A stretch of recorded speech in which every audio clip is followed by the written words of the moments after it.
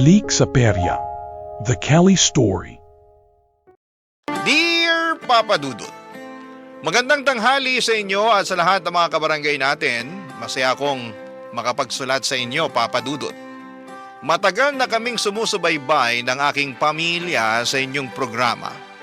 Ikagagalak namin, lalo na ng anak ko kapag marinig namin sa radyo ang aming kwento. Tungkol kasi sa aming mag-ina ang ibabahagi ko sa inyo. Ako si Kelly, 56 years old at isang single parent. Maaga kong naranasan ang pagiging ina, isang bagay na hindi ko inaasahan, ngunit kinailangan kong tanggapin. Noong 18 years old ako ay nagkaroon ako ng karelasyon at nagkaanak kami. Si Christine ang anak namin, Papa Dudut. Pagkalipas ng ilang taon ay naghiwalay kami ng tatay ni Christine at sa akin napunta ang obligasyon ng pagpapalaki sa bata. Akala ko ay kakayanin kong buhayin ang anak ko ng mag-isa, Papa Dudut. Marami pa pala akong dapat na matutunan tungkol sa pagpapalaki sa kanya. Kabilang na po dito ang pagbibigay sa anak ko ng sapat na atensyon, Papa Dudut.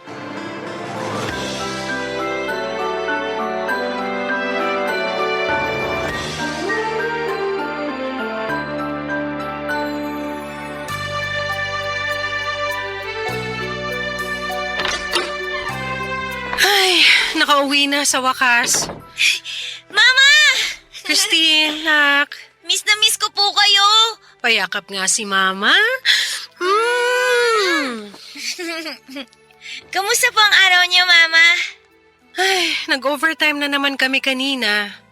Ang dami kong ginawa ngayon.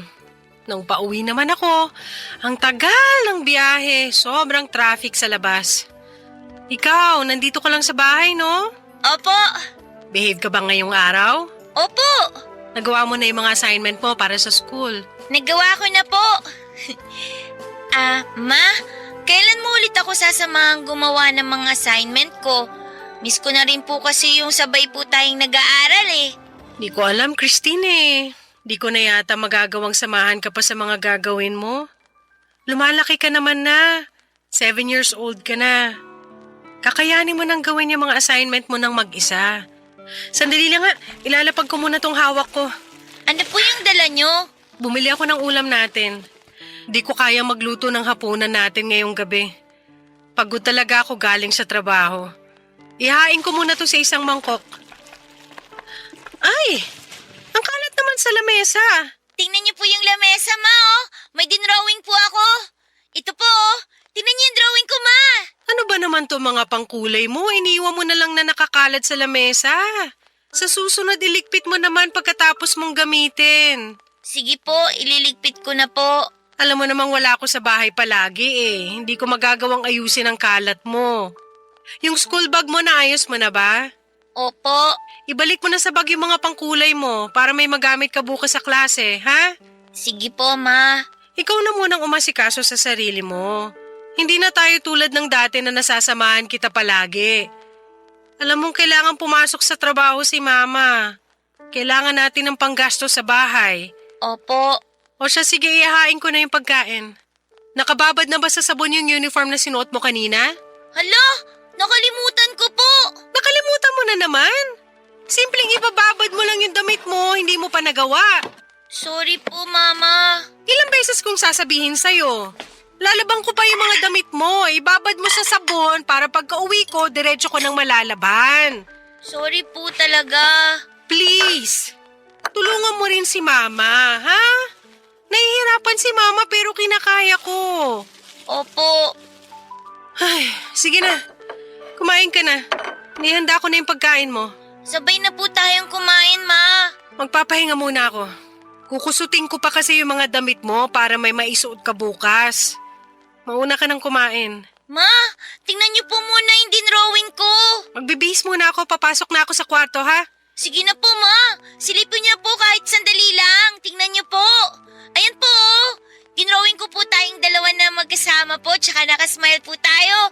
Masayang-masaya po tayo, Ma. Tingnan niyo. Tignan ko mamaya. Kumain ka na. Pagkatapos mong kumain, ibabad mo sa tubig yung mga pinagkainan mo. Kailangan mo nang matutunang kumilos sa bahay para maasikaso mo yung sarili mo. Ipapaalala ko lang sa'yo na hindi tayo palaging magkasama. Papadudot, nakita kong hindi ko kayang ipagsabay ang pag-aaruga ng bata at ang pagtatrabaho.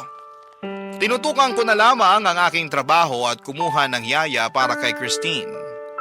Sa pagiging abala ko sa trabaho ay nabawasan ng husto ang oras na inilalaan ko para kay Christine. 25 taong gulang pa lamang ako noon, Papadudot. Akala ko noon na malaki na ako sa edad na ito, na kaya ko nang maging isang magulang. Mahirap pala lalo na kapag isa kang single parent. Ako ang tumayo bilang nanay at tatay ng aking anak. Kinailangan ko rin kasi na maghanap buhay upang matustusan si Christine. Pakiramdam ko nooy hindi pa ako handang magkaanak o magkaroon ng obligasyon. Maraming beses na pumasok sa isipan ko kung gaano kalaking ginhawa sana kapag wala akong anak. Hindi ko sana naranasan noon ang hirap ng pagsasakripisyo para sa bata. Naisip ko ito lalo na kapag nagiging makulit si Christine. Ngunit sa kabila ng mga hindi magagandang naisip ko ay pinanindigan ko pa rin ang aking anak. Paulit-ulit kong tinandaan na wala siyang kasalanan sa sitwasyon namin. Kaya lang, Papadudot, kahit gaano kahaba ang pasensya ng isang tao ay may hangganan din po ito. Dahil na rin sa magkapatong na mga problema at ang pagkadismaya ko sa pagiging single mom, nagkaroon ng araw na nasagad ako sa kakulitan ni Christine. May nagawa tuloy akong pagkakamali sa anak ko. Ito ay ang ipinakita ko na hindi ko pinapahalagahan ang nararamdaman niya. At mas pipiliin ko pa ang trabaho kumpara sa kanya, Papadudot.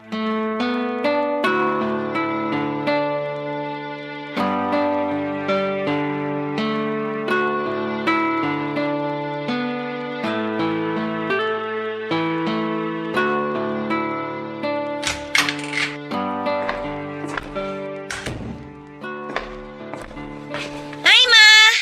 Gising na po pala kayo. Ngayon pa lang po kayo aalis? Oo, anak. Nasobrahan kasi ako sa tulog.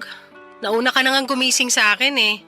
Ipinagluto ka na rin pala ng pagkain ni Yaya. Opo! Mama, kumain na rin po kayo. Sabay na po tayo. Hindi pwede, baka malate ako. Kailangan ko nang pumasok sa trabaho. Sige na po, marami po yung ulam. Sayang naman po kung di kayo kakain. Inyo na yung ulam. Doon ako kakain sa trabaho. Magbabanyo na muna ako bago umalis. Ay, tika po, Mama, sandali lang. Ma! Ma! Ma! May papakita lang po ako sa inyo, Ma!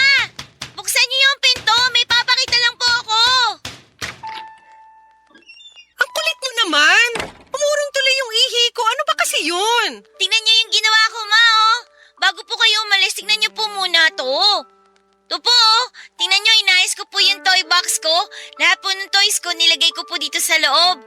Ginawa ko po yung bilin niyo sa akin. Maganda po ba? Paulit-ulit kang kumatok sa banyo para lang dyan? Sorry po, Mama. Mamaya ako natitignan yung ginawa mo. Alam mo na nga nagmamadali ako.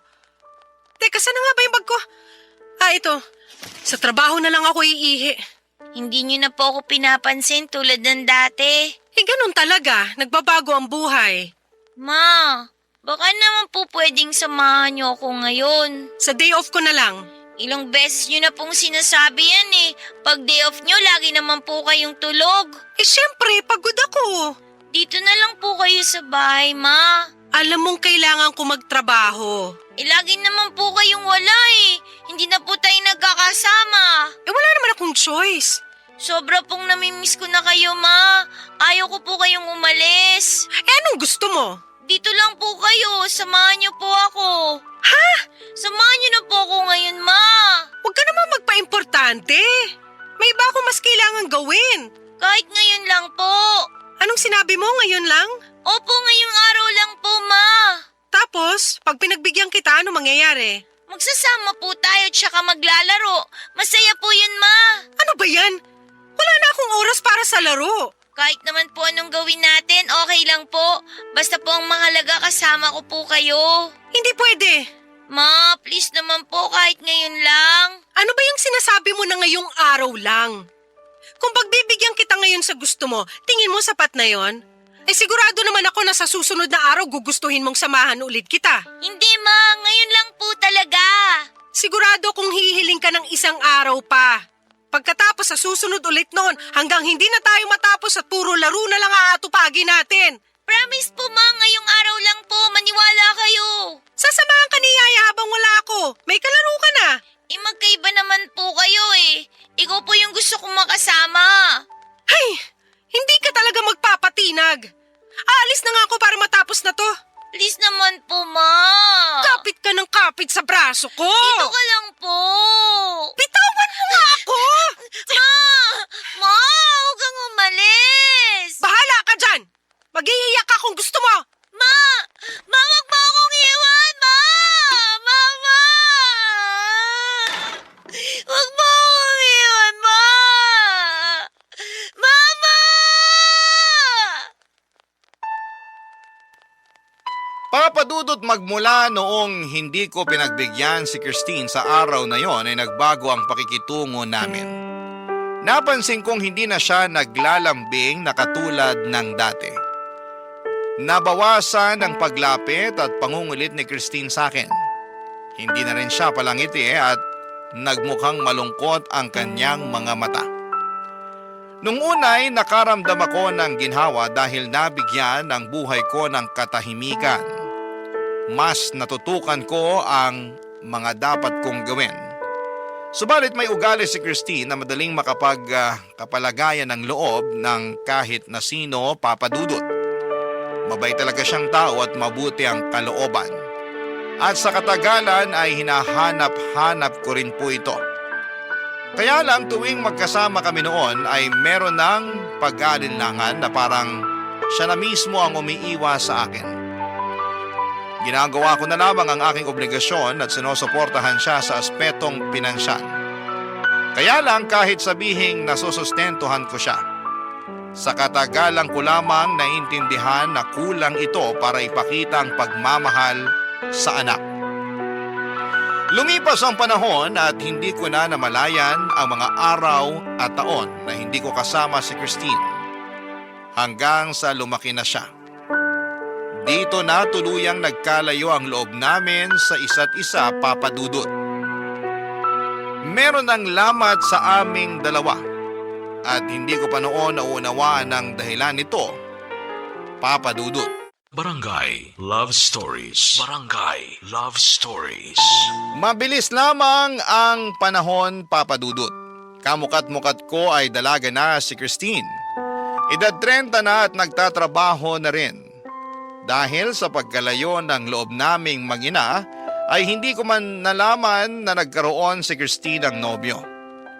Biro mo ha, 2 taon na pala silang nagsasama ng nobyo niya bago niya ito ipinakilala sa akin. Kahit sa pag-aasawa nilang dalawa ay binalitaan na lamang ako ni Christine noong kasal na sila. Wala na ako nagawa kundi ang magulat. Maliban sa magkaiba na kami ng bahay ni Christine ay halos wala na akong alam noon sa nangyayari sa kanya. Hindi ko alam ang kanyang kalagayan o kung ano man ang saloobin niya. Hindi ko man lang siya natatanong kung kumusta na siya. Saka lamang ako na balitaan noong tumawag sa akin sa telepono ang asawa niyang si Ben. Doon ko muling naramdaman ang pagkasabik na makarinig ng anumang balita sa anak ko.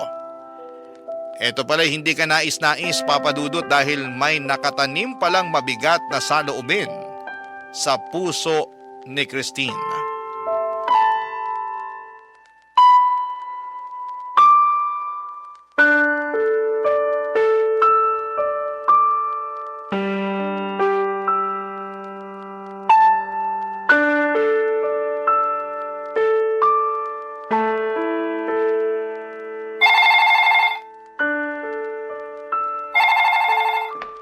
Sino kaya itong tumatawag? Hello? Hello? Tita Kelly, si Ben po to. Oh, Ben. Napatawag ka. Kumusta kayo ni Christine? Yun nga po. Kaya po ako tumawag sa inyo. Tungkol po sa anak nyo. Paano ko ba ito sasabihin? Ayos lang ba si Christine? Maayos naman po ang kalagayan niya. Wala naman po siyang sakit o anuman. Pero Pero ano? ano kasi, ilang araw na pong ganito si Christine.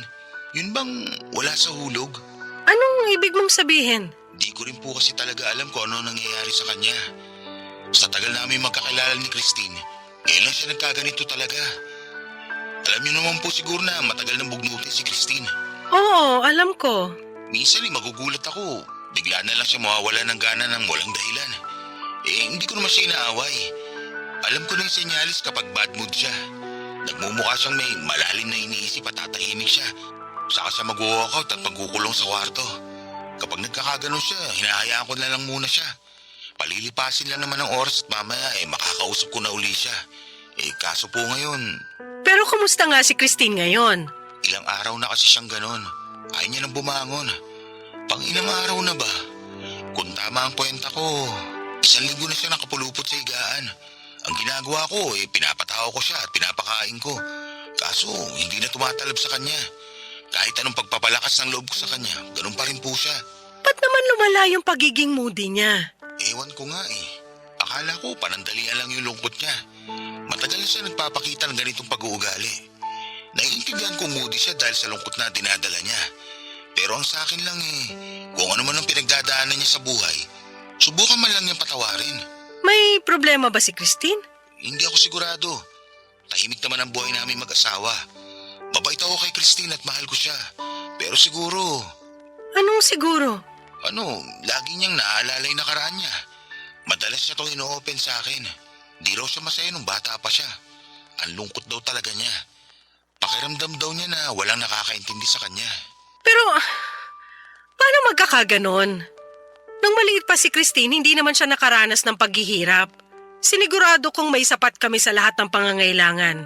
Masunurin din siyang bata.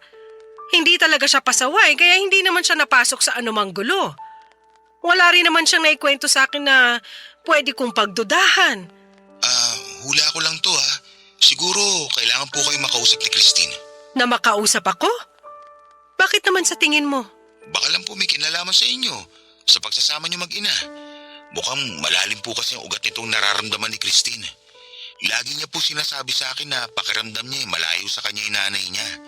Pakiramdam niya wala raw tumuturing sa kanya bilang pamilya. Ha?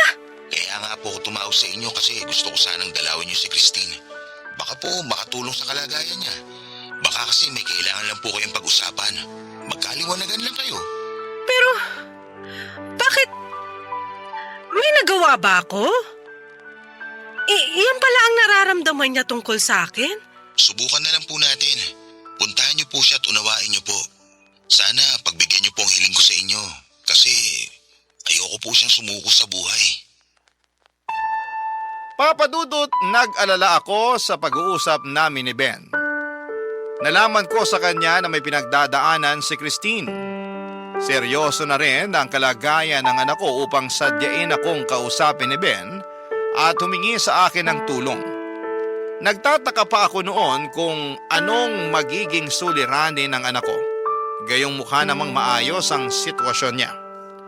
Kahit matagal nang hindi nagkukwento sa akin si Christine ay hindi ko makita noon ang anumang problema sa kanyang buhay. Maganda ang buhay nilang mag-asawa, Papa Dudut. Mabuting tao rin si Ben at maasikaso. Hindi ko alam kung ano pang magiging dahilan upang panghinaan ng loob si Christine. Hinangad kong masasagot ang aking mga katanungan sa pagdalaw ko sa bahay nila ni Ben, Papa Dudut.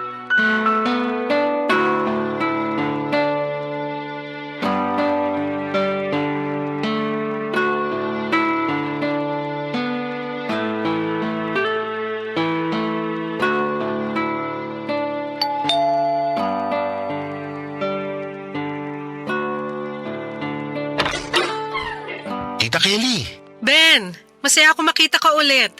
Ngayon lang uli ako nakadalaw sa inyo. Natutuwa ako na malinis pa rin kayo sa bahay, ha? naku, sa labas lang po ng bahay yan. Dito pa lang po ako nakakalinis sa labas. Kaya lang, sa loob ng bahay, pagpasensya niyo na po at makalat. Hindi pa po kasi kami nakakapagligpit. Ako lang po kasi ang kumikilos ngayon sa bahay. Pasok na po tayo. Hala, magulo na pala sa loob ng bahay nyo. Hindi ko akalain kapag nasa labas ka. Ikaw rin ba nagluluto ngayon? Opo. Sinisikap kong lutuin lahat ng mga paboritong ulam ni Christine. Pakonti-konti lang po siya kumain. Pero buti napapakain ko po siya kahit papano. Oh, nasa na nga ba siya? Nasa kwarto po. Hatid ko po kayo sa kanya. Dito po tayo, tita. Christine, andito mama mo. Dinalaw ka niya. Ha? Si Mama? Papasukin ko na siya, ha? Christine, Ma, Maiwan ko po muna kayong dalawa.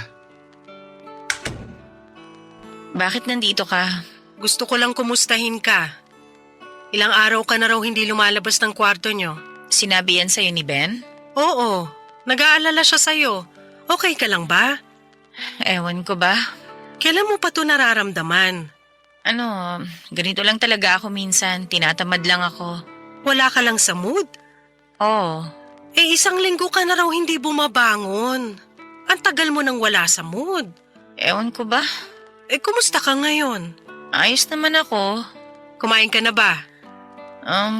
Baka nagugutom ka na. May gusto ka bang kainin? Bibilhin ko na. Okay na ako, Ma. Kung ano yung gusto mo, sabihin mo lang. Wala naman akong gusto. Huwag kang mahiya, mahilig ka sa ice cream, di ba? Gusto mo ba? Hindi na. Ayokong kumain. Ayoko rin ng kung ano. Hindi ko alam kung ano yung gusto ko o kung may gugustuhin pa ba ako. Ikaw bahala. Eh, ano bang pakiramdam mo ngayon? Yung totoo? Wala. Wala akong nararamdaman. Manhid na ba ako kapag ganon? Hindi ka manhid.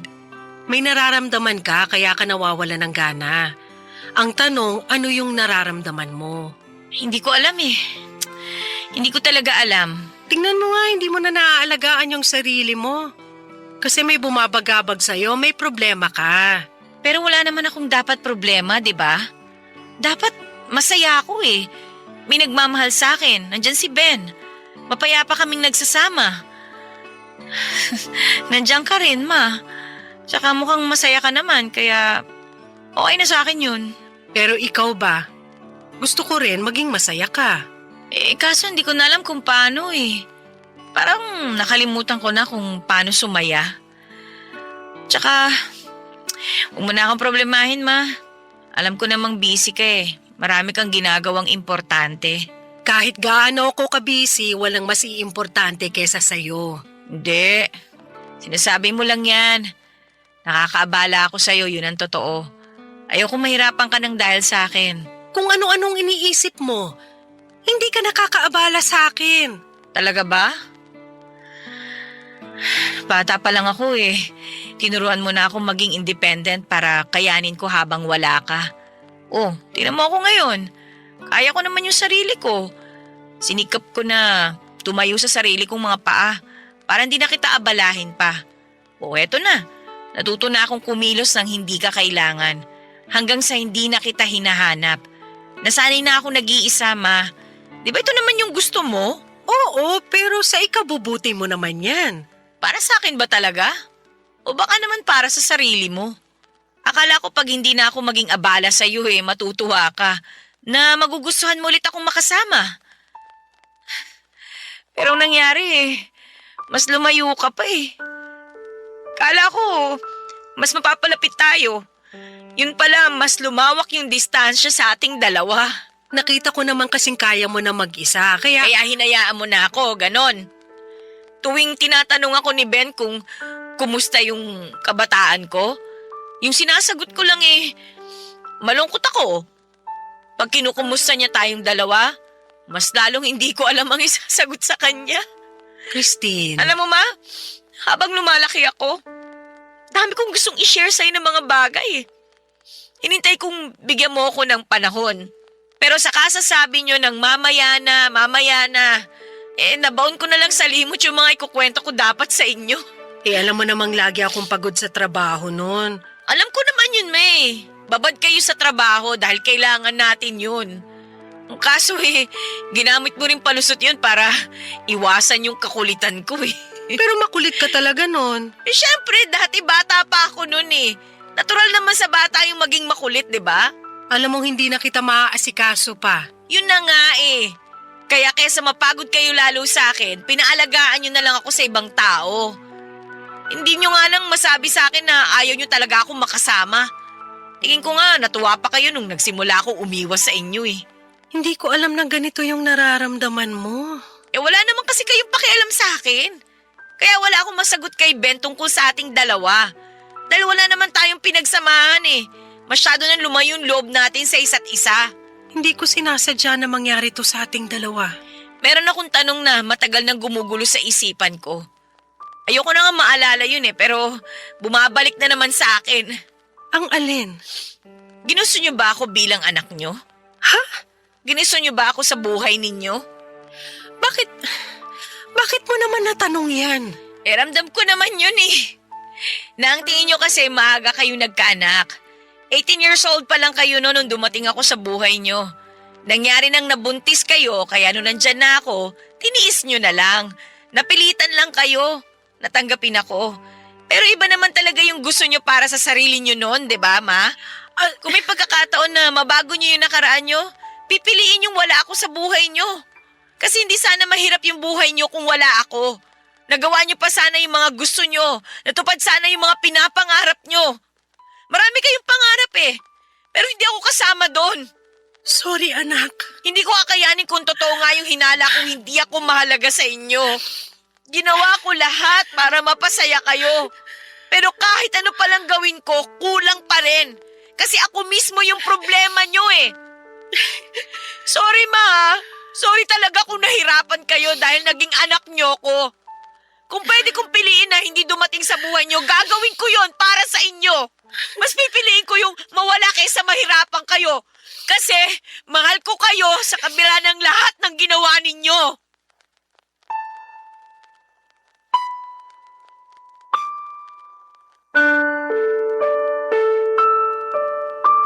Papadudot nagulantang ako sa pagbahagi ni Christine ng kanyang nararamdaman.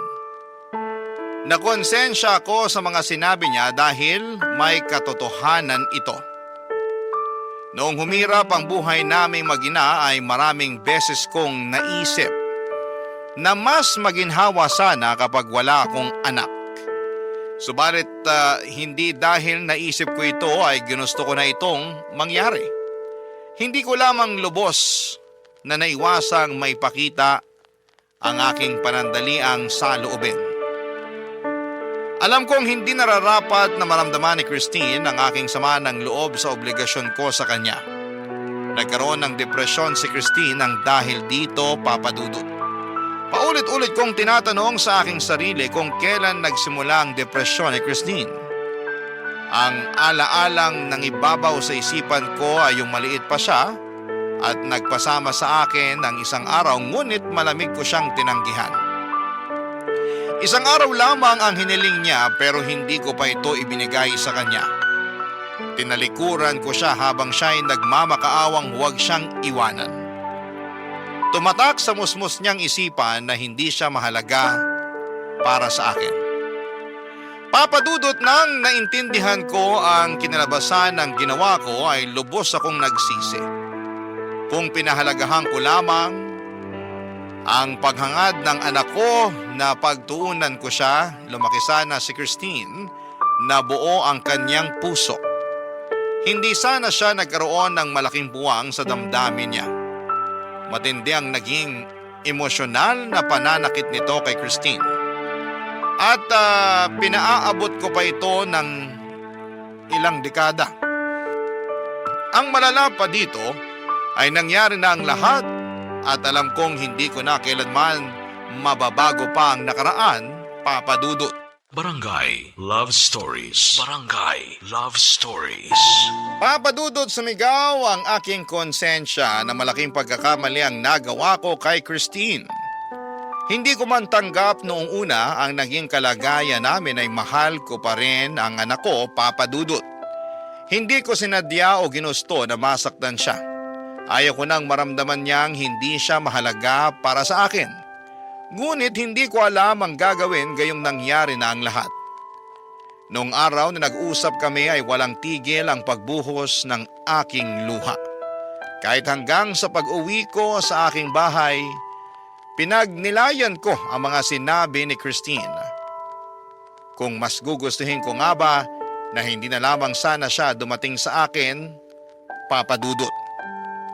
Alam ko ngayon na hindi ko pipiliin yung wala si Christine sa buhay ko. Pipiliin ko pa rin na magkasama kami kahit gaano ito kahirap. Pipiliin kong hindi ko kailanman na ipakita na naging pabigat siya sa buhay ko. Higit sa lahat ay hindi ko man nagawa noon ay pipiliin ko nang pasayahin siya. Upang pakalmahin ang aking emosyon ay huminga na lamang ako ng malalim. Mataimtim kong binalikan sa aking isipan ang nakaraan. Inilarawan ko dito ang mga ninanais kong mangyari kung maibabalik ang panahon. Nagsimulang maglaro sa isipan ko ang mga nagawa ko sana at ang mga karugtong pang naranasan sana namin. Lumalim ang pagmuni ko hanggang sa ito'y naging madetalyadong katang-isip. Nadagdagan at nadagdagan pa ito ng eksena sa loob ng aking imahinasyon. Kahit nasa isipan ko lamang sila ay paunti-unti nitong binawasan ang bigat sa loob ko. Pumikit ako at tumuloy sa aking imahinasyon ng nakaraan kung saan ay magkasama kami ni Christine noong siya'y maliit pa. Papa Dudut, binalikan ko ito ang araw na nagpupumilit si Christine na samahan ko siya.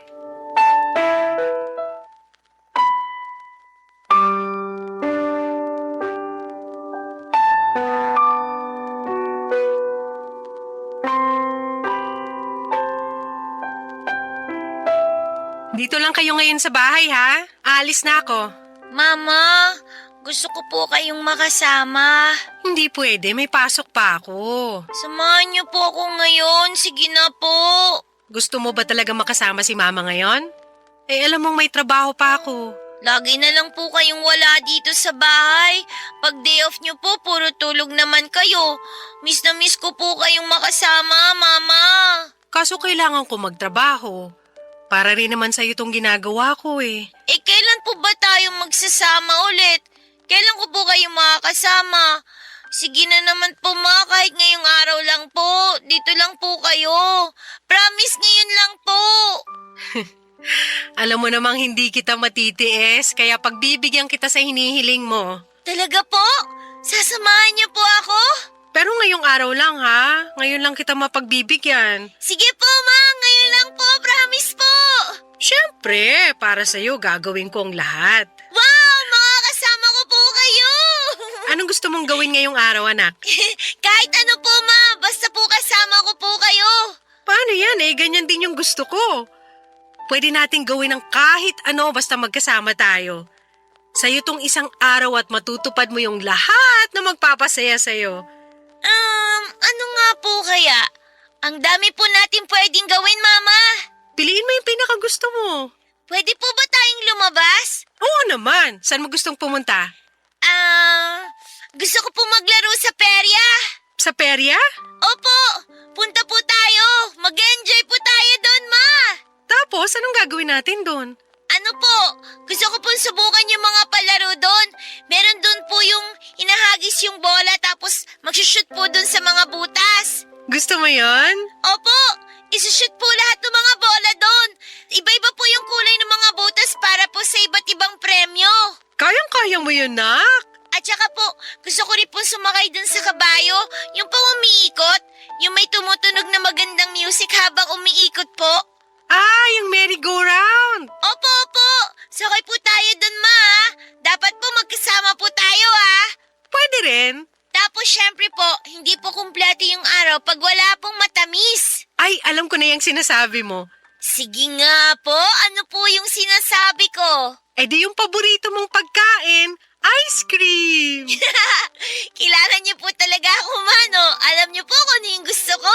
Maaraw pa naman ngayon, bagay nga sa mainit na panahon. Sige, Kakain din tayo ng ice cream. Yung mango flavor po, ma. Masarap po yun. Meron ka pang gustong gawin? Hindi magpapahinga na. Oo nga naman. Kailangan din natin magpahinga. Sige na, ma. Sa perya na po tayo. O sige, Talaga po? pupunta tayo sa perya! Yay! Ang saya ko! Tara na! Wait lang po, ma. Hindi pa po kayo kumakain ng almusal. Ay, oo nga pala. Ayaw mo magutom si Mama. Ang sweet naman ng anak ko. Siyempre po, love ko po kayo eh. Sobrang love din kita, anak. Magpalakas po tayo at kumain po muna, ma. Para po marami tayong magawa ngayong araw na to.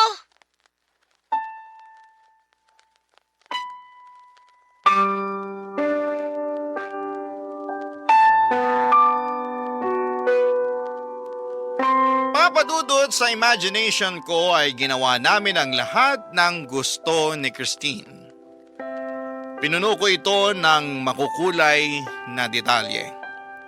Nagsimula ito sa bahay, nagalmusal kami at masaya daw siya dahil muli niya akong nakasama sa hapagkainan. Ipinakita niya sa akin ang iniligpit niyang lalagyan ng mga laruan at sinabi ko na sobrang proud ako sa kanya.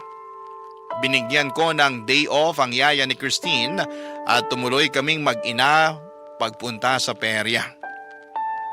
Noong nasa perya na kami ay sinubukan namin ang mga palaro doon. Tinupad namin yung mga bidalak na gawin ni Christine. Marami pa kaming naranasan sa imagination ko.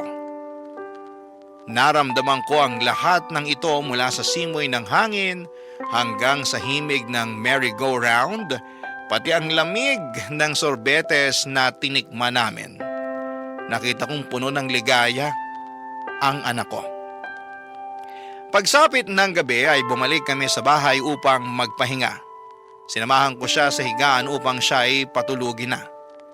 Nagpasalamat siya sa akin dahil sobrang saya daw ng naging araw niya. Nagyakapan kami, bagay na sa imahinasyon ko lamang muling nagawa sa kanya. Nagsabi ako sa kanya ng I love you at bumigkas ng salitang yakap-ulap. Ibig kong sabihin dito ay yakap na kasing lambot ng ulap. Kusa lamang na lumabas itong salita sa bibig ko. Hinele ko si Christine hanggang sa tuluyan siyang nakatulog. Nang nakontento na ako sa aking pag-i-imagine ay paunti-unti kong minulat ang aking mga mata at bumalik ang diwa ko sa kasalukuyan. Tinapos ko na ang paglarawan sa aking isipan at nakapaloob sa aking imahinasyon ang ginusto kong maranasan ni Christine at ito ay ang lubos kong pagmamahal. Kahit nasa katang-isip ko lamang ang eksena, gumaan ang pakiramdam ko na parang totoo itong nangyari, Papa Dudut. Nagpatuloy pa rin ang aking pag-iyak ngunit hindi na dahil sa panghihinayang. Pilit kong pinanatili sa puso ko ang pag-asang hindi pa huli ang lahat. Buhay pa kami ni Christine at marami pang araw na pwede kaming magkasama. Marami pang pagkakataon para maramdaman namin ang aming pagiging magkapamilya. Papa Dudut, hindi ko man na iparanas kay Christine ang masayang kabataan ay maibibigay ko pa sa kanya ang maliligayang karanasan simula ng araw na yon.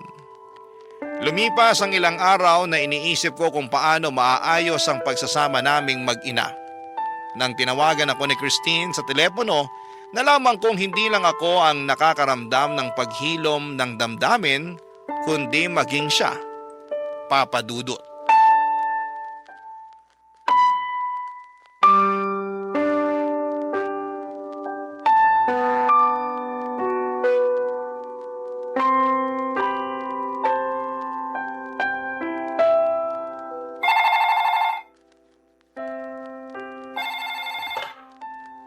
Hello?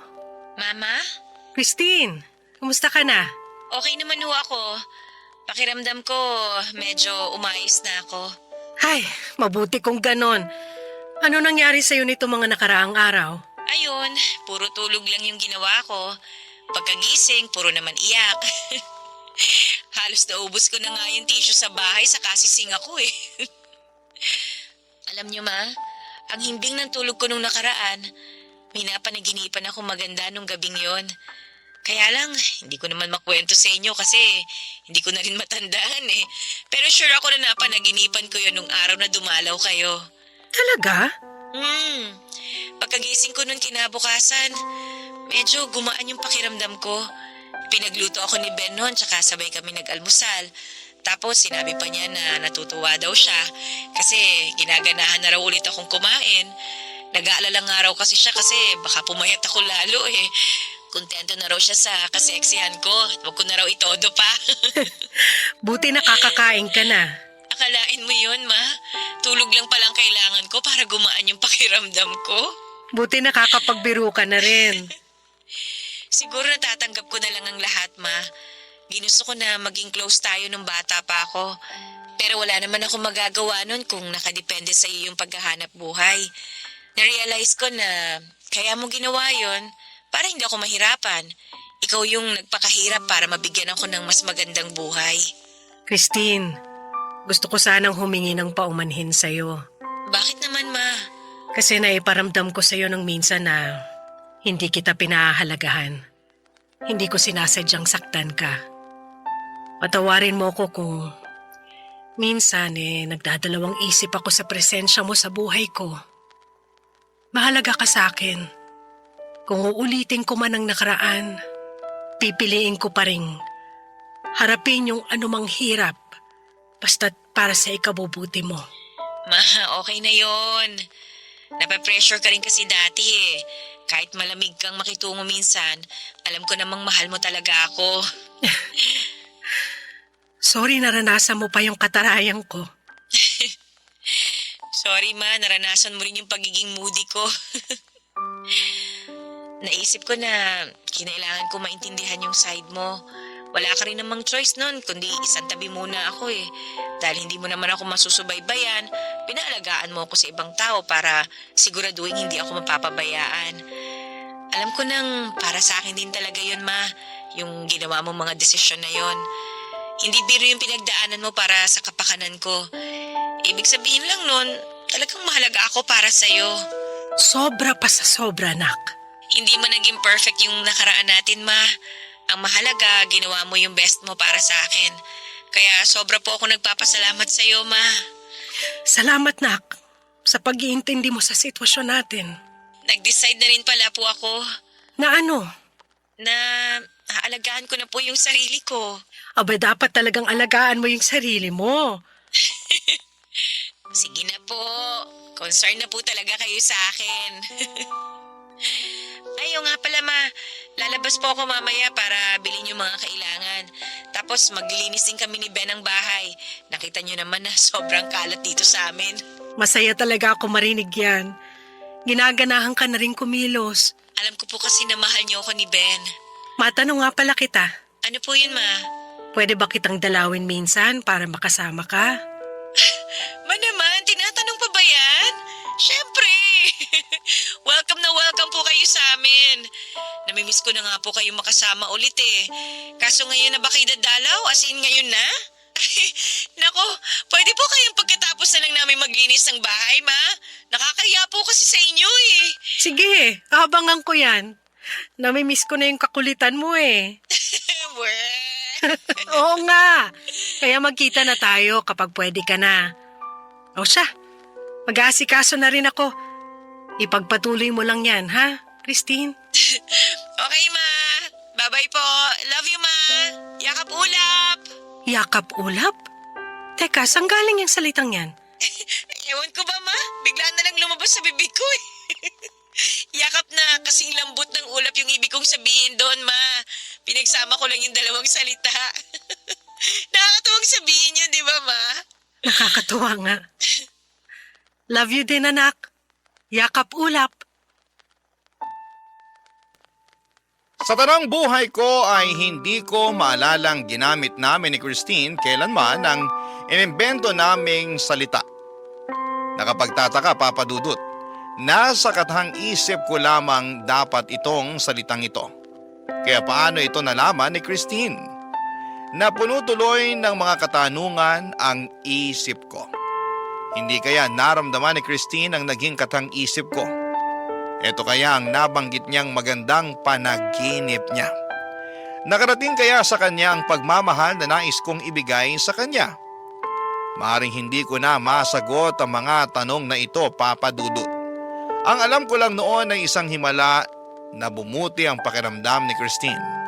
Bumalik ang kanyang sigla at eto naman ang pinakamahalaga. Magmula noon ay hindi ko na pinalalagpas tuwing may pagkakataon na magkita kami ni Christine. Pinaglaanan ko siya ng oras palagi at pinagsikapang bumawi sa kanya. Nadiskubre kong matagal na rin itong hinahangad ng anak ko. Kaya mabilis na nagkalapit ang loob naming mag-ina. Papa Dudut, walang katumbas ang ligaya ko na nakikita kong muli ang kislap sa mga mata ni Christine. Sa wakas ay nararamdaman na niyang kabilang siya sa isang pamilyang puno ng pagmamahal. Sa katagalan ay lumikha si Christine ng magandang buhay para sa sarili niya at sa pamilya nilang mag-asawa. Ngayon ay may sarili siyang negosyo at malakas ang kanyang loob sa marami niyang hangarin sa buhay. Higit sa lahat ay masaya siya. Maraming salamat po, Papa Dudut, sa pagbabahagi ng aking kwento sa inyong mga tagapakinig. Naway ang aming karanasan ay nakapagbahagi sa inyo ng tuwa at pag-asa. Thank you sa inyong lahat sa Barangay Love Stories. Ang inyong forever kapuso at kabarangay, Kelly. Mas masarap daw ang burger kung may palaman na keso. Senyales din daw yon na mas nakakaangat ka na sa buhay mo kumpara noon. Ikaw, kabarangay, anong paborito mong pagkain na hindi mo nagagawang bilhin noon?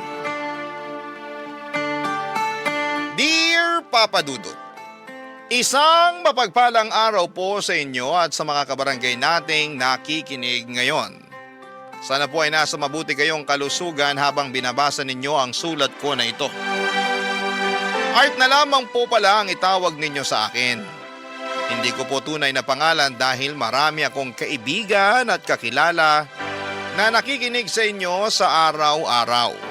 At sigurado ako na makikilala nila ako sa oras na marinig nila itong kwento na ibabahagi ko ngayong tanghali. 39 years old na ako at nagtatrabaho sa isang financing company dito sa Makati. Ang sabi nila ay maswerte ka raw kapag nagkaroon ka ng isang tao sa buhay mo na hindi mo man kadugo pero parang parte na rin ng pamilya mo. Yung taong laging nandyan para sa'yo. Yung tao na hindi ka iiwanan, lalo na sa oras na nahihirapan ka sa lahat ng bagay. Lalo na sa sarili mo. Yung tao na masasabi mong nakatadhanang makilala mo at maging parte ng buhay mo. At masasabi ko na nakilala ko siya noon.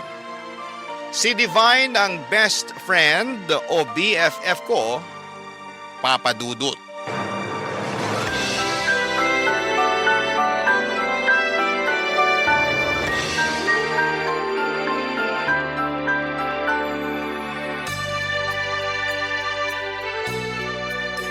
Ano, BFF? Anong masasabi mo dyan sa binabasa mong love letter na ginawa ko para sa nililigawan mong si Mela? Ayos naman. Nakornihan ka ba? Masyado bang malalim yung mga salitang ginamit ko dyan sa sulat? O nakukulangan ka sa sweetness ng pagkakasulat ko dyan? Sa totoo lang, maganda naman yung pagkakagawa mo sa love letter na to. Talaga? Bakit parang iba yung reaksyon ng mukha mo sa sinasabi mo ngayon? Naisip ko lang kasi kung uso pa ba talaga yung mga love letter ngayon? Uy, oo naman. Huwag mong minamaliit mga love letter na ganyan. Para sa amin kasing mga babae, pakiramdam namin espesyal kami kapag nakakatanggap kami ng love letter. Bakit naman? Kasi hindi madaling gumawa ng love letter. Bago ka makatapos ng isang sulat, ilang minuto o oras din ang kailangan mong ilaan sa paggawa. Kaya alam namin na bawat love letter na matatanggap namin, ginawa yun ng may effort at pagmamahal nung nagbigay sa amin. Ay, sana ganyan din mag-isip si Melay, kagaya mo. Uy, feeling ko naman oo. Paano mo naman nasabi yan? Close na kaming dalawa, di ba? Napansin ko nga na madalas na kayo magkasabay kumain sa kantin. Oo, at madalas rin na ikaw ang topic naming dalawa. Talaga? Naghihinala na ba siya na hindi ako yung gumagawa ng mga love letter na binibigay ko sa kanya? Walang ganun, BFF. Masyado kang praning. Eh, anong madalas yung pinagkukwentuhan tungkol sa akin? Tungkol sa panliligaw na ginagawa mo sa kanya. At kung sa tingin ko raw ba, seryoso ka talaga sa kanya. Ano namang sabi mo? Ang sabi ko, hindi. Kasi may iba ka pang nililigawan dito sa school natin. Sinabi mo talaga yun? Hoy, kalma! Siyempre, hindi yun ang sinabi ko sa kanya, no? Grabe. Akala ko talaga siniraan mo na ako kay Mela. Hindi ko magagawa yun kasi best friend kita. At ang palagi ko talagang sinasabi sa kanya, kung gaano siya kaswerte na siya yung nililigawan mo. Kasi sigurado ako na seryoso ka sa kanya at mahal na mahal mo siya. We, sinabi mo talaga yun? Oo nga! Parang wala kang bilib sa akin. Hindi naman sa ganon. Ano lang, ano naman sagot ni Mela nung sinabi mo yun? Wala eh. Wala. As in, wala? Oo. Namula na lang yung mukha niya tapos napangiti na lang siya. Halatang nagpipigil ng kilig ang bruha. Sa tingin mo, kinilig talaga siya? 100% na sigurado ako. Minsan nga nakita ko siya na binabasa yung love letter na binigay mo sa kanya eh. Abot tenga yung ngiti niya ng oras na yon. Kaya sinasabi ko sa'yo, BFF, malaki ang pag-asa mo dyan kay Mela. Nagpapakipot lang yan pero sasagutin ka rin niya. Ay, sana nga. Sana hindi niya ako basti din kasi ang lalim na rin talaga ng pagmamahal ko para sa kanya eh. Basta ipagpatuloy mo lang ang ginagawa mo at tutulungan kita sa abot ng makakaya ko. Ay, may pagkain nga pala ako dito sa bag. Munti ko pang makalimutan. Eto oh. Uy, wow! Burger! Oo, at hindi lang yan basta burger ha. Cheeseburger yan. Nabili ko kanina kasi may extra pa sa allowance ko. Thank you ah. Kapag sinagot na ako ni Mela, ako naman palagi ang manlilibre ng cheeseburger sa'yo. Matagal na kaming magkaibigan ni Divine Papadudut. Magkaklase kami mula second year high school nang mapunta ako sa highest section hanggang fourth year. Kaming dalawa yung madalas na naglalaban sa top 1 sa klase pero hindi namin tinuring na kalaban ang isa't isa. Dahil palagi kaming nagtutulungan pagdating sa mga subject na nahihirapan ang isa sa amin. Hindi kami nagkokopyahan pero madalas kaming magkasama kapag nagre-review sa canteen, classroom o library. Magka-share din kami sa mga baon namin kasi pareho kaming galing sa simpleng pamilya na madalas na nagtitipid ng mga gastusin sa bahay. Mas naging close kami noong nasa huling taon namin sa high school. Kung saan ay halos dikit talaga palagi ang mga grades namin. Hanggang sa makuha ni Divine ang pagiging valedictorian at ako naman ang naging salutatorian. Natuwa ako para sa kanya kasi alam ko na deserve niya yon dahil pinaghirapan niya lahat ng mga review na ginawa namin. Mabuti na lamang at nang mag-college kami, sa parehong university kami nag-aral. Kaya naman nagpatuloy ang friendship naming dalawa. Dahil mahusay siyang magsulat, siyang gumagawa ng love letter para sa nililigawan ko noon na si Mela. At nang sagutin ako ni Mela ay sobrang natuwa talaga ako. Kaya nag-celebrate kaming dalawa at nilibre ko siya ng paborito naming cheeseburger. Tumagal palalo ang friendship namin ng BFF ko. Pati na rin ang relasyon namin noon ng girlfriend ko. Hanggang sa huling taon namin sa college, Papadudut.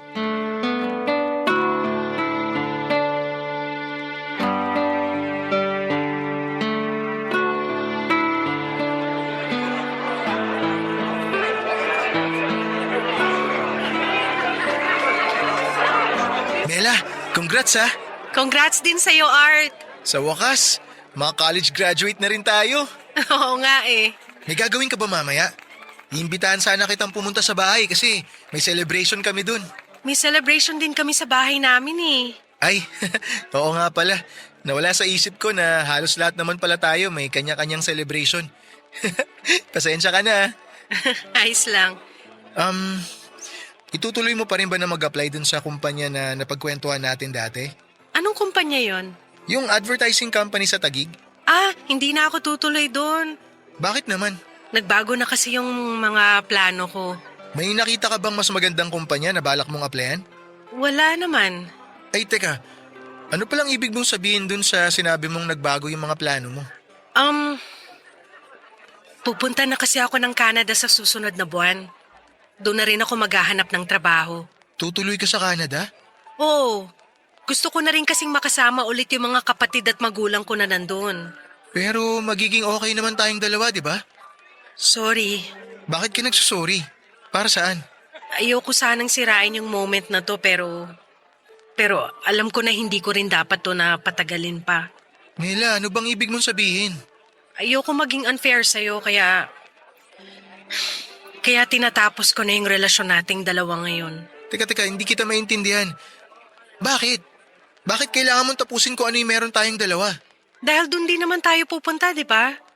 Sa oras na mag-LDR tayo, mauuwi lang din tayo sa hiwalayan. Kaya habang maaga pa, mas mabuting maghiwalay na tayo kaysa masayang ang oras natin. Pero hindi ba natin pwedeng subukan? Subukan muna natin. Ayoko na nga masayang pa ang oras natin. Mela, walang masasayang dahil mahal natin ang isa't isa. Hindi tayo kagaya ng iba na bibitiw kagad dahil hindi naman sapat yung pagmamahal na nararamdaman nila. Iba tayo sa kanila, di ba? Naniniwala ako na kakayanin natin magpatuloy. Kaya natin ipagpatuloy itong relasyon natin kahit magkalayo tayong dalawa. Art, sorry talaga pero alam ko kasi sa sarili ko na hindi ko kakayaning tumagal sa isang LDR. Maniwala ka, hindi rin naman madali sa akin to pero alam ko na ito yung kailangan nating gawin. Hindi man lang ba talaga natin susubukan? I'm sorry. Buo na talaga ang desisyon ko. Ay, kailangan ko na ring umuwi. Congratulations ulit sa'yo And I'm sorry. Alis na ako. Uy, BFF! Congrats sa atin! Sa wakas nakalaya na rin tayo sa pagiging estudyante. Uy, BFF! Okay ka lang ba? Oo, ayos lang ako. Para kasing ang tahimik mo. Ano nga palang pinag-usapan niyo ni Mela bago siya umalis? Kanina ko pa gustong lumapit sa inyo pero parang ang seryoso niyo masyado. Uy, BFF! Umiiyak ka ba? Hindi ako umiiyak. Hindi raw. Pero namumula na yung mga mata mo. Ano ba nangyari? Ay, nakipaghiwalay na kasi sa akin si Mela eh. Ano? Bakit daw? Matutuloy na raw kasi yung pagpunta niya ng Canada. Nandun kasi yung pamilya niya di ba? O tapos? Pwede naman kayong magtawagan o video call habang magkalayo kayong dalawa. Marami ng paraan para hindi niyo mamiss ang isa't isa kahit nasa Canada pa siya. Ayaw ni Mela ng LDR. Iniisip niya na maghihiwalay din naman kami. Kaya tinapos niya na yung relasyon namin hanggat maaga. Ang babaw naman niya mag-isip. Hindi niya man lang binigyan ng pagkakataon yung relasyon niyo. Pinakiusapan ko rin siya kanina nasubukan namin na mag-LDR pero ayaw niya talaga Ayaw niya raw na magsayang kami ng oras. Masyado namang mahina ang loob ni Mela para bitawang kakagad. Hayaan mo na. Wala naman ako magagawa kasi nakapagdesisyon na siya. Ay nako, wag mong hayaan na tuluyang masira ang araw mo. Marami pang ibang babae dyan at tutulungan pa kita maghanap ng kapalit ni Mela. Ikaw talaga. Kung ano-ano na naman yung sinasabi mo. Pero alam mo, tama ka. Hindi ko dapat hayaan na masyadong maapektuhan yung sarili ko. Tara na lang sa bahay namin. Kumain tayo dun. Nagluto si mama ng mga paborito kong pagkain. Hinihintay ko talaga sabihin mo yan Tara na, BFF!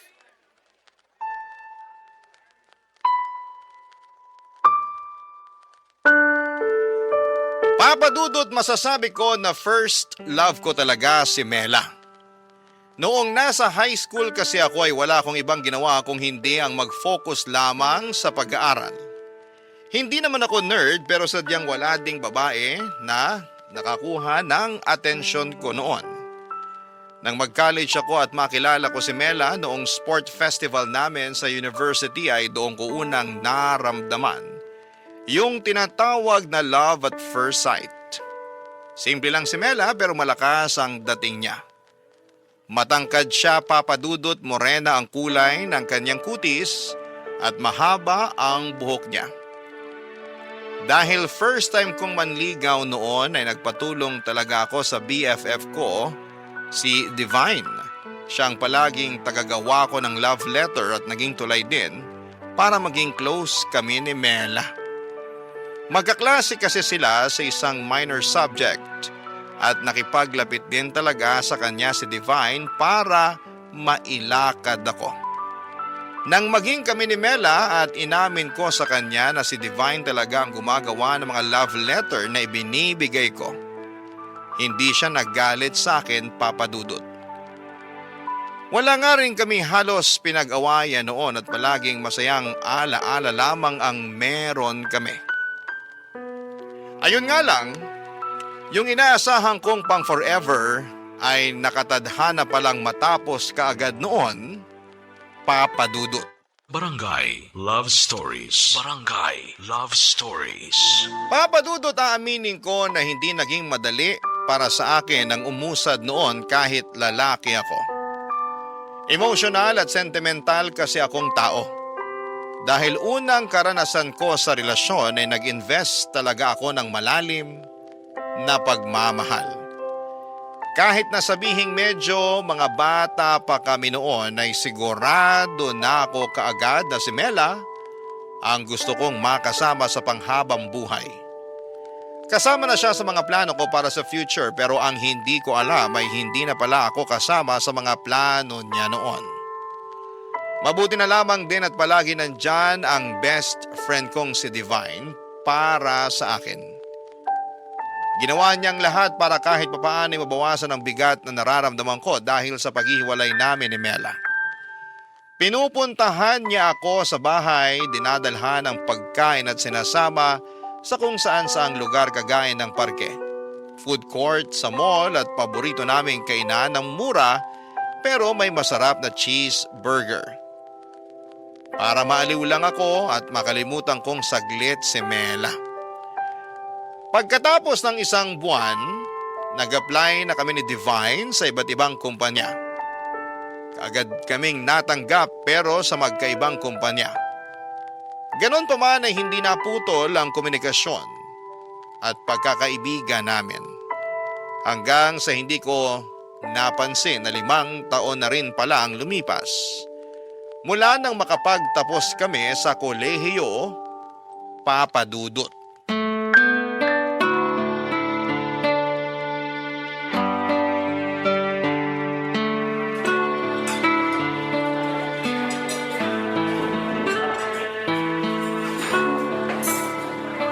Congrats ha! Nag-promote ka sa trabaho, grabe. Ibang level ka na talaga. Uy, makaibang level ka naman dyan. Totoo naman.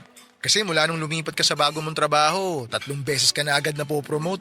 Sa loob lang ng 1 taon yun ha. Ibang klase. Pinaghirapan ko rin naman lahat yun. Alam kong pinaghirapan mo lahat yun. Witness ako sa mga effort na binigay mo sa trabaho. Ako kaya madalas driver mo pa uwi kapag sobrang late ka na natatapos sa mga trabaho mo. Oh, bakit parang nanunumbat ka na yata, BFF? Uy, hindi no. Tuwang-tuwa nga ako kahit na 2 oras ako naghihintay sa parking.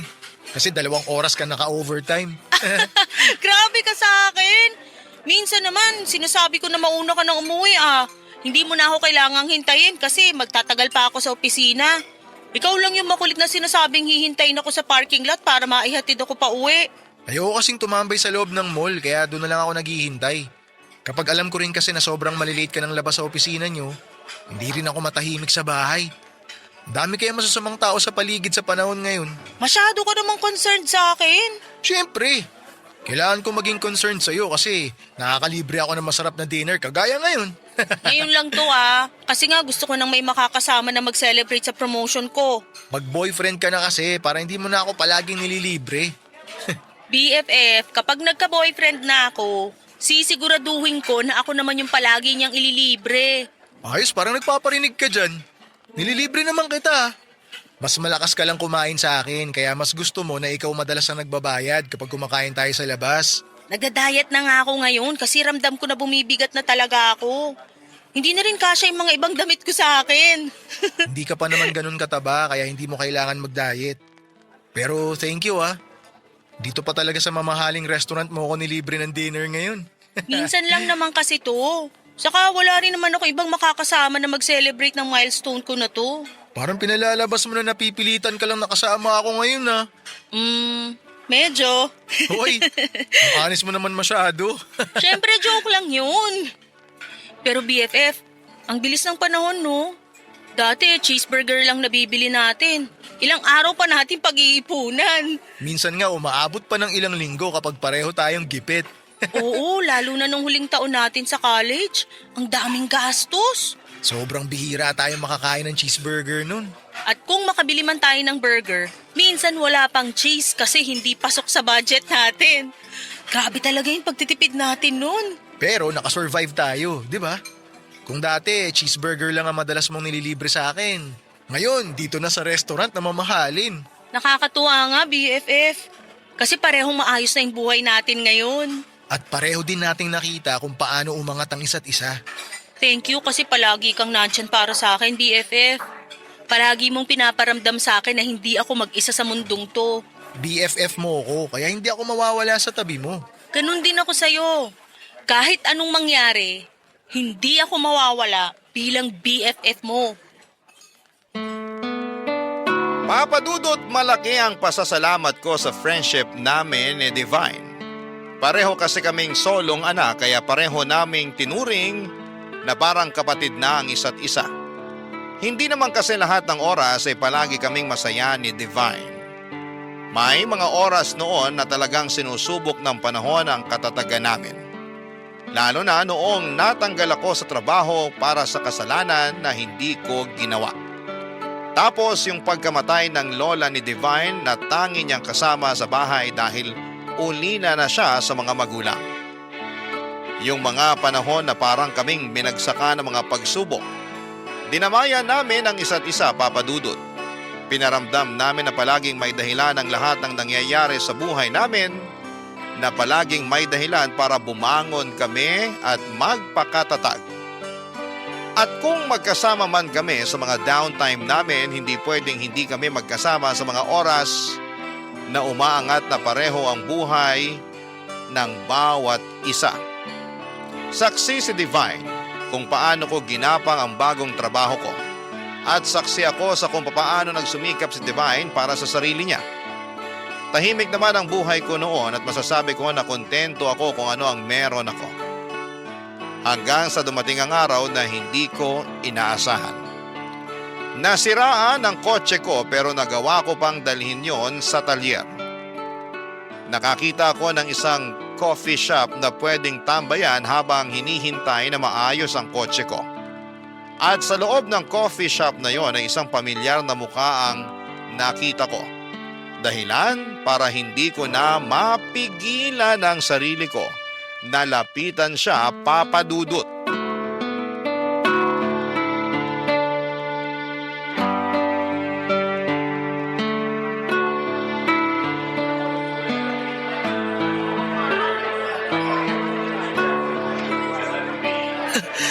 Mela, Art? sabi na ikaw yan eh. Kumusta ka na? Okay naman ako, ikaw. Ayos lang din ako. Okay lang ba kung maupo ko dito? O baka makaistorbo ako sa date mo? Wala akong date. Sige lang, maupo ka lang dyan. Wala naman akong ibang kasama eh. Upo na ako ah. Kailan ka pa nakauwi ng Pilipinas? Nung nakaraang buwan lang. Nagbabakasyon ka lang ba? Naku, hindi. Dito na ulit ako magsistay sa Pilipinas. Talaga? Oo. Bakit naman? Hindi kasi talaga ako masaya doon. Ang tagal din mag-grow ng career ko sa Canada. May mga oras na parang pakiramdam ko, naliligaw na ako at kailangan ko na ulit hanapin ang sarili ko. Alam mo yon? Nafe-feel ko na pinipilit ko na lang ang sarili ko na maging masaya habang nandun ako. Parang wala talaga sa Canada yung happiness ko. Partida, nandun pa yung pamilya ko pero wala eh. Kaya nagdesisyon na ako na umuwi na lang dito sa Pilipinas. Nagbabakasakali na nandito yung dahilan para sumaya ulit ako. Ano ba naman to?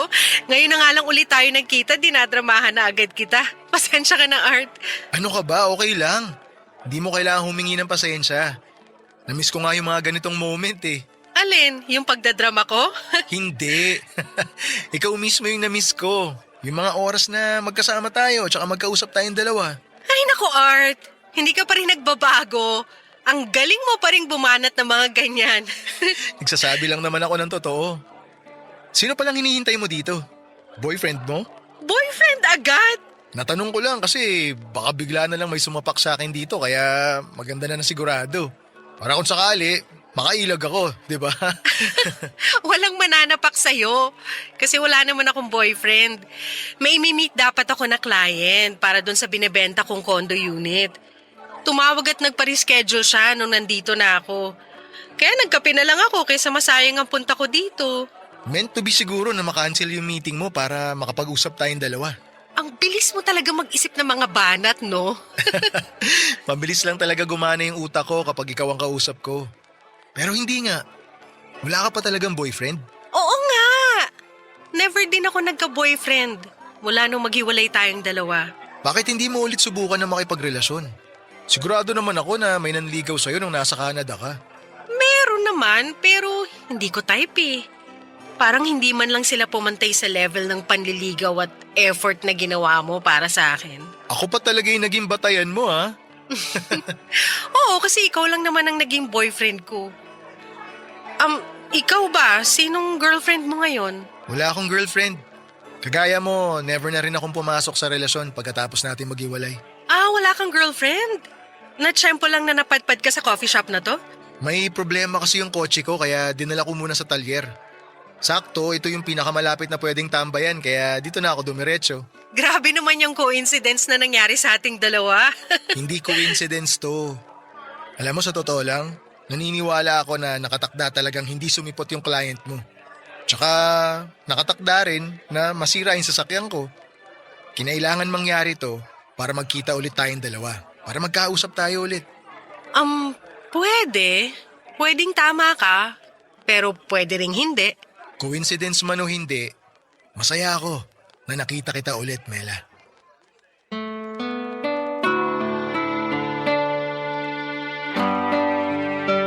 Papadudot lahat talaga ng nangyayari sa buhay natin ay palaging may malalim na kahulugan at dahilan. Kagaya na lamang ng muli naming pagkikita ni Mela. Pagkatapos kasi ng paghihiwalay namin noon ay hindi na kami nagkaroon pa ng pagkakataon na muling magkausap. Hindi na rin kasi ako nagtangka pa na puntahan siya sa bahay nila bago siya umalis papunta sa Canada. Naisip ko kasi na ayoko rin naman siyang pilitin na piliin ako kesa sa buhay niya sa Canada. Alam ko na matagal na rin niyang pangarap na makasama ang mga magulang at kapatid niya na nandoon papadudot. Hindi ko lang talaga inaasahan na mas maaga ang pag-alis niya. Isa pa ay siya rin naman ang pumili ng desisyon na tapusin na ang relasyon namin noon. Kahit pa gusto ko sanang subukan ang LDR sa relasyon namin, hindi siya na ang unang bumitaw kaagad. Pero nang araw na muli kaming magkita, hindi ko itatanggi na may nararamdaman pa rin akong espesyal para kay Mela. Hanggang sa mga oras na yon, papadudot. Barangay Love Stories. Barangay Love Stories. Papadudot pagkatapos ng pagkikita namin ni Mela ay kaagad ko siyang hinanap sa Facebook at nag-send ako ng friend request. Nang gabi rin na yon ay inaccept niya kaagad ang friend request ko at nagsimula kami na muling mag-usap. Hindi ko na itatanggi na grabe ang kilig na nararamdaman ko ng mga panahong yon. Para po akong bumalik ng college, kami na hindi pa kami noong mga panahong hindi pa kami masyadong nag-uusap. Doon ko na na-realize na hindi talaga nawala ang pagmamahal na nararamdaman ko sa kanya noon. Wala rin naman akong ibang babae na nagustuhan maliban sa kanya. Kaya siguro na muli kaming magkita ay kaagad na bumalik ang espesyal na nararamdaman ko para sa kanya. Naging madalas din ang pag-uusap naming dalawa papadudot at halos araw-araw at gabi-gabi na kaming magka-video call. Hindi kami nauubusan ng topic o mga kwento at palaging may tawanan at may moment din na nagkakaiyakan kami habang magka-video call. Napag-usapan kasi namin noon ang tungkol sa nakaraan namin. Kung paano nagsimula at nagtapos ang kwento naming dalawa. Wala po akong kasiguraduhan noon pero ramdam ko na gusto ko ulit sumugal sa magiging kwento namin ni Mela, Papa Dudut.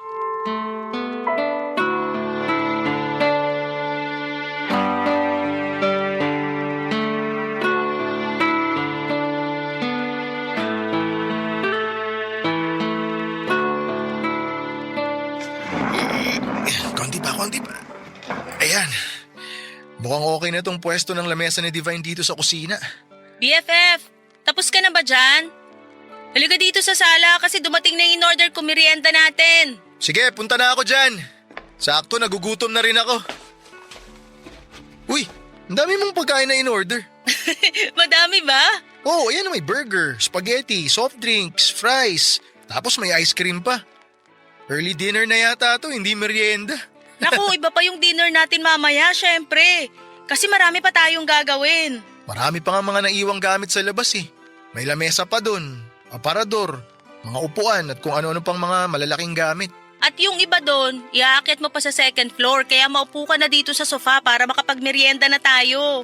Kakailanganin mong kumain dahil marami ka pang bubuhatin ng mga gamit. Ay, eto na nga, uupo na para makakain na rin ako nitong merienda. Siyempre, unahin ko muna tong favorite nating cheeseburger.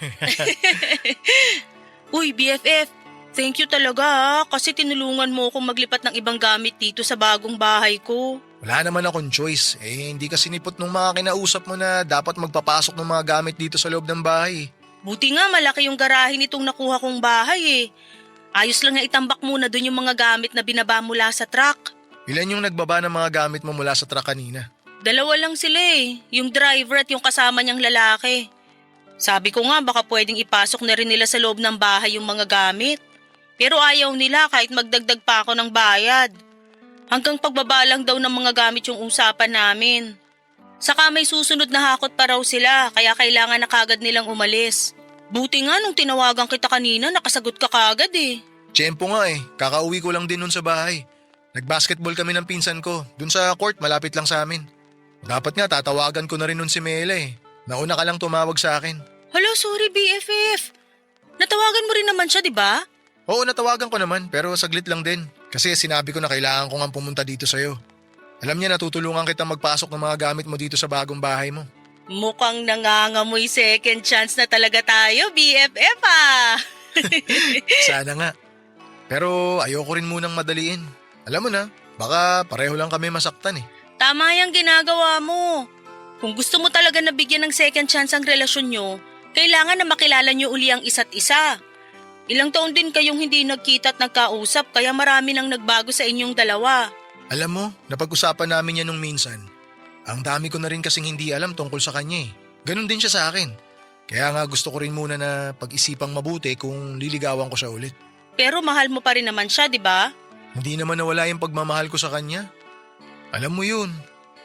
Kaya nga siguro hindi ako nagkaroon ng oras para sa ibang babae kasi hindi siya nawala sa puso ko.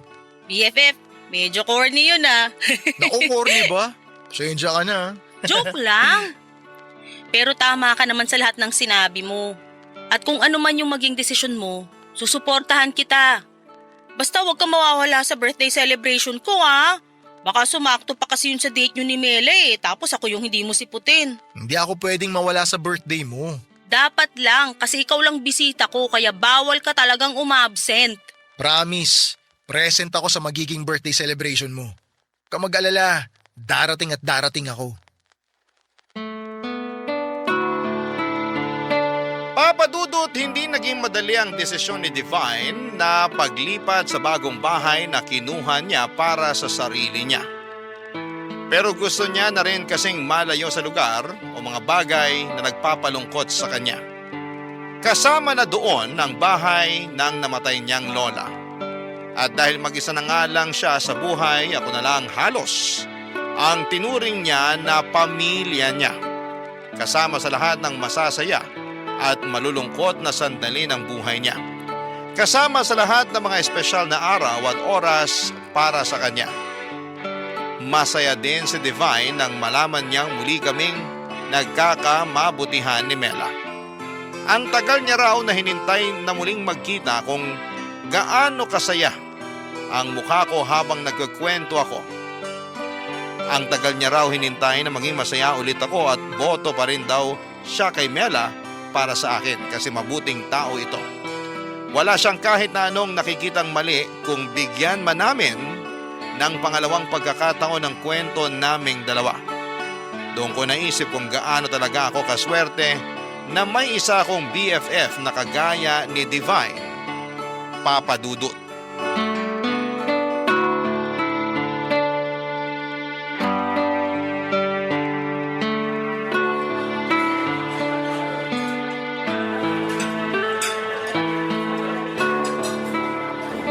Tagal naman ni Mela. Sabi niya kanina, malapit na siya dito sa restaurant. Uy, tumatawag si Divine. Hello? O BFF, kamusta? Nandiyan na si Mela? Wala pa nga eh. Akala ko kasama mo na siya kaya hindi na ako nag-expect na masasagot mo tawag ko. Ang tagal nga niya eh. Lalo tuloy akong kinakabahan. Bakit ka naman kinakabahan? Kasi di ba ngayon ko na itatanong sa kanya kung okay lang ba naligawan ko siya? Bakit kasi kailangan mo pang itanong yan?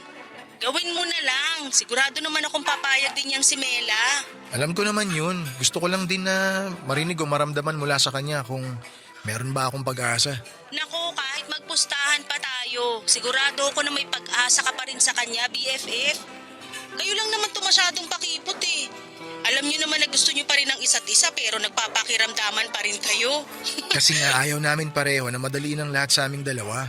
Oo, ilang beses ko nang narinig yan at sigurado ako na sa oras na magkabalikan na kayo, sa kasalan na ang diretsyo niyo ni Mela. Sana nga magdilang anghel ka. Isasama ko yan sa mga hihilingin ko mamaya para sa birthday ko. Uy, huwag kang mawawala ha. Dapat bago mag alas 12, nandito ka na sa bahay ko. Oo, hindi ako pwedeng mawala sa birthday sa lubong mo. Kung gusto mo, isama mo na rin si Mela mamaya. Ayos lang yun sa akin, BFF. Next time ko na lang isasama si Mela. Basta hintayin mo ako dyan. Pagkatapos namin mag-dinner, dyan na ako didiretso sa bahay mo. Asahan ko yan ha. Oo, promise. Oh, eto na si Mela. Papalapit na siya dito sa table ko. Tawagan kita ulit mamaya. Sige, good luck. Bye. Thank you. Bye. Art! Sorry ngayon lang ako. Walang kaso yun. Upo ka na. Thank you. Sobrang traffic kasi. Akala ko malapit na ako pero napalayo pa pala. Gapang din dun sa dinaan ng shortcut ng driver ng TNVS ko eh. Alam mo, napapansin ko minsan pag di sinusunod ng driver yung map, mas lalong napapalayo eh, no? Kaya siguro mas maganda sabihin na lang natin na sundin kung ano yung nasa mapa. Para pareho kayong hindi mainis sa biyahe, di ba? Sige, sa next date natin. Sino pala yung kausap mo kanina sa cellphone? Si Divine. Kinukumusta lang yung date natin ngayon. Aww, nakakatuwa talaga yung friendship niyo ni Divine. Sobrang tagal na, no? Oo nga eh. Nakakaumay na nga rin siya minsan kausap. Uy, grabe ka naman sa kanya. Baka nakakalimutan mo na kung hindi dahil sa mga love letter na ginawa niya noon, hindi mo ko mapapasagot. Biro lang yun. Pero alam mo, akala ko talaga magagalit ka sa akin nung nalaman mo na hindi talaga ako yung sumusulat ng mga love letter na binibigay ko sa'yo. Sa umpisa pa lang naman, alam ko nang sulat ka mayon ng babae. Tsaka at least, inamin mo sa akin kesa naman nalaman ko pa sa iba. Kaya ayos lang yun. Mabait din naman si Divine at close na rin kami noon. Mabait talaga yung BFF ko na yun. Minsan lang sobrang daldal kaya nakakaubos ng lakas. Oo, may pagkamadaldal nga siya. Naalala ko noon kapag magkasama kami, wala siyang ibang sinasabi kundi puro tungkol sa'yo. Palagi kanyang binibida sa mga kwento niya. Ay, bigla ko tuloy na miss ang BFF mo. Minsan isasama ko siya kapag kumain tayo sa labas. Sige, gusto ko yan. Pero teka, ano nga pala yung gusto mong sabihin na binanggit mo sa chat kanina? Gusto mo umorder na muna tayo ng pagkain? Ang gusto ko, sabihin mo muna yung gusto mong sabihin. Bali Huwag kang kabahan. Sabihin mo na yan para maka-order na tayo ng pagkain natin. Ay, sige sasabihin ko na. Ang totoo kasi, gusto ko lang itanong kung okay lang ba na naligawan kita ulit. May nakakatawa ba sa sinabi ko? Sorry. Hindi ko lang mapigilang matawa kasi hindi mo naman kailangang itanong pa yan. Gawin mo kung anong gusto mong gawin. Wala naman ako nakikitang problema kung liligawan mo ko. Baka nga hindi na kita pahirapan masyado eh. Talaga? Oo. Pero kailangan mo pa rin akong ligawan. At ipakita mo sa akin na seryoso ka pa rin sa nararamdaman mo para sa akin. Naku, kahit hindi mo sabihin, yan na yan ang gagawin ko. Pero ngayon pa lang, nagpapasalamat na ako sa'yo. Thank you sa pangalawang pagkakataon na binigay mo sa akin. At this time, mas patutunayan ko sa'yo kung gaano ako kaseryoso. Tsaka kung gaano kalalim yung nararamdaman ko para sa'yo. Papadudot yon ang unang official date namin ni Mela. Napakadami naming napag-usapan ng gabi na yon. Binalikan ulit namin ang mga naging kwento naming dalawa. Yung mga pinagdaanan namin bilang college student, bilang magkarelasyon at bilang mga tao na pinili ang magkaibang landas. Sa dinner na yon pa lamang ay medyo napaluha na kami habang magkausap. Parehong nagpipigil na sobrang mapaiyak.